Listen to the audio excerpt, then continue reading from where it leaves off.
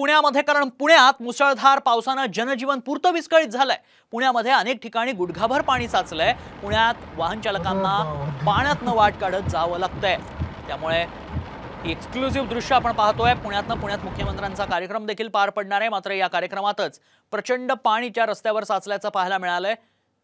खुर्च्या अक्षरशः पाण्यावर तरंगत असल्याचं पाहायला मिळालंय।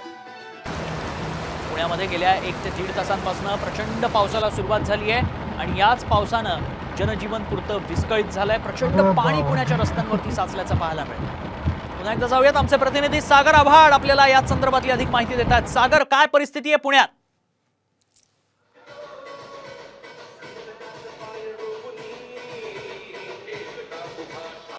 बघितलं तर या ठिकाणी हा उत्साह जो आहे तो सुरू आहे। मोठ्या प्रमाणावरती पाणी जे आहे ते जमा झालेलं आपल्याला पाहायला मिळत आहे।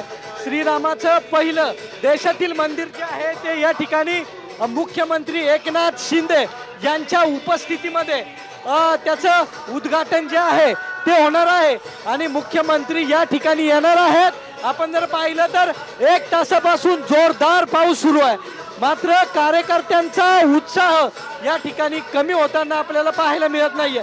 आपण जर बघितलं प्रत्येक जण येतोय, पाऊस सुरू आहे। काय सांगणार तुम्ही?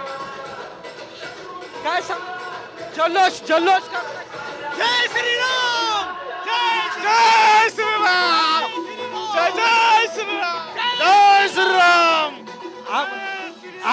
पाऊस सुरू आहे, पाणी भरलेलं आहे, तरी पुण्यात मुसळधार पावसानं जनजीवन पुरतं विस्कळीत झालंय। मात्र कार्यक्रमस्थळी देखील प्रचंड पाणी साचल्याचं पाहायला मिळालंय आणि याच पावसात पुणेकर वाट काढत जातोय। गेल्या काही दिवसात पुण्यामध्ये प्रचंड पावसानं पूरस्थिती निर्माण झाली होती। यंदाही काहीसं तेच चित्र पाहायला मिळतंय। आजही पुण्यात 1.5 तास पाऊस बरसलाय आणि त्यानंतर पुण्याच्या रस्त्यांना नद्यांचं स्वरूप प्राप्त झाल्याचं पाहायला मिळालंय। प्रचंड पाणी या ठिकाणी साचलेलं आहे। आपण पाहतोय याच ठिकाणी मुख्यमंत्र्यांचं देखील थोड्या वेळात आगमन होणार आहे। मात्र आता जवळजवळ गुडघाभर पाणी या परिसरात साचल्याचं पाहायला मिळतंय। पुण्यामध्ये अनेक ठिकाणी गुडघाभर पाणी साचलंय।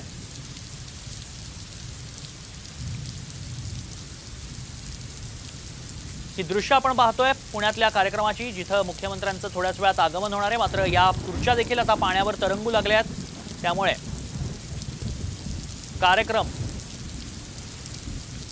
कार्यक्रमस्थळी प्रचंड गोंधळ झाल्याचं पाहायला मिळतंय। प्रचंड पाणी त्या ठिकाणी साचलेलं आहे।